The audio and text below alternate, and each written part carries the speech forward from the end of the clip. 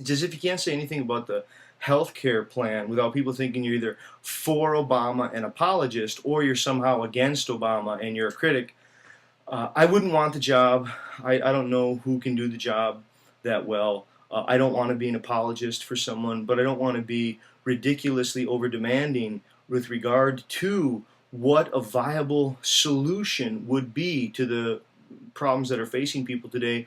I do think this is a great example of people preferring problems they quote just can't solve to solutions they just don't like, largely because they see themselves as implicated in the solutions. I don't know how many people have really thought about it, but the telegraph isn't even 150 years old. Most of the things that you enjoy, the comforts and the conveniences and the eases in your world, all of the things that you just take for granted, modern medicine, all the electrical conveniences, the computer, all of the different modern conveniences like refrigeration and air conditioning, these aren't even 150 years old. Now, there were forms of, there was carrier pigeon and there were ice buckets and ice chests and forms of keeping things cool, and people did, they had ways of fanning themselves.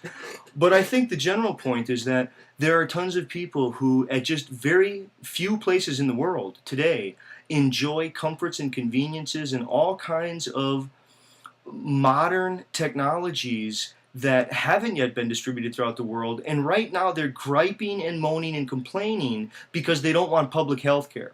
They don't want public health care. Why? Because it's going to dip into their already existing goods, comforts, affluence.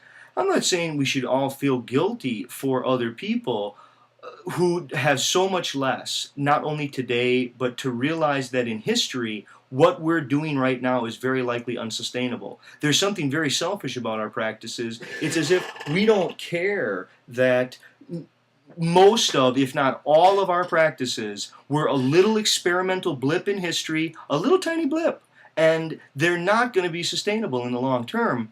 So I think some people are aware of that, and so they're just stabbing and grabbing and worrying about themselves as if they don't care about how bad of a train wreck the place is going to be for future generations, right? It's going to be a huge garbage pit, I guess. So I think the issue about the Obama plan is, how do you address this issue of the need for recognizing a right to health care?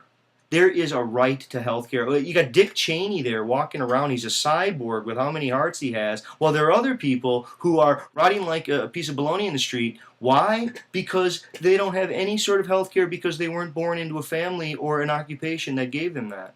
Should there be universal health care? I think of some sort, yes. Should it be just, the worst imagination of government regimentation and totalitarianism? No, I don't think that's some person's boogeyman. That's a boogeyman representation. Canada has been able to handle a public health care system. Oh, let me guess. The big worry is that people are going to have to wait in line. Oh, the tragedy, wait in line. Yes, what are people really thinking here?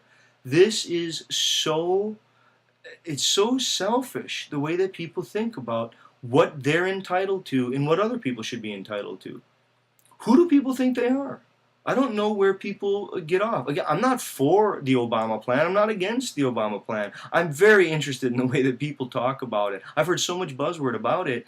There's tons of people who are unwilling to entertain themselves in their own desire for convenience and ease and for maintaining a kind of hold on what they already have, and not really asking a question of, is this really in the best interest of the public good for the long term and for the sustainability of both the society and the planet? Now, the people who want to say, oh, the U.S. is this monolithic totalitarian, it's going to become something like a socialist state.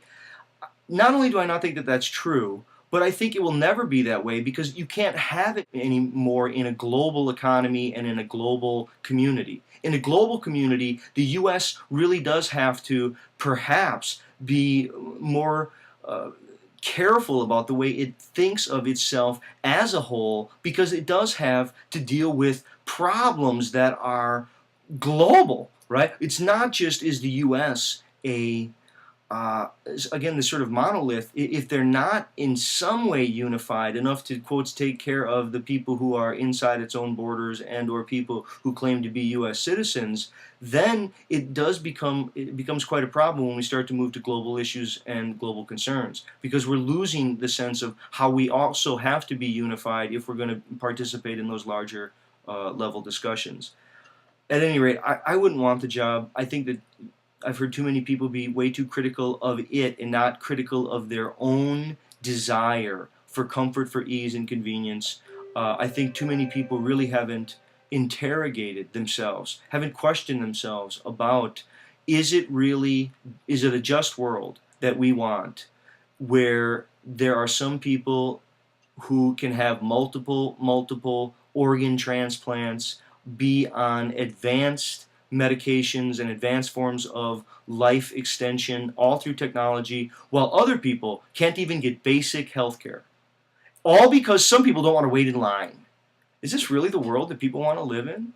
Do you want your grandchildren to live in? After you're dead, when you're long gone, what kind of a world would you like people to live in? If you say that none of that's your concern and you're going to let all that work out for itself, I mean, I respect that. That seems to be a pretty intelligible response. It also seems to be a very convenient and a very selfish response of a lazy person who doesn't really want to think about how they're implicated in some of the problems that are going on right now. All right, thanks.